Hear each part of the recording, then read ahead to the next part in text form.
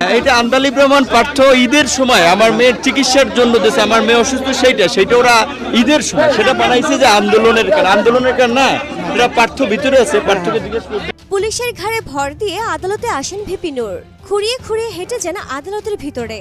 বনানীতে সেতু ভবনে হামলা ঘটনা করা মামলায় গণ অধিকার পরিষদের সভাপতি নুরুল হক নূরকে রিমান্ড শেষে কারাগারে পাঠানোর আদেশ দিয়েছেন আদালত।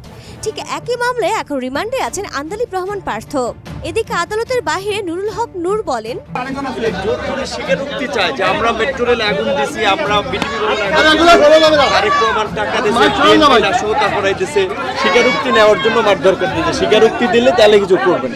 পরে নূরকে 4 লাখ টাকার কথা জিজ্ঞেস করা হলে নূর বলেন, আন্দালিব রহমান পার্থ ঈদের সময় আমার মেয়ের চিকিৎসার জন্য দিয়েছে। আমার মেয়ে অসুস্থ সেই জন্য। সেটা ওরা বানাইছে যে এটা আন্দোলনের টাকা, কিন্তু এটা আন্দোলনের টাকা না। পার্থ ভিতরে আছে, পার্থকে জিজ্ঞেস করেন।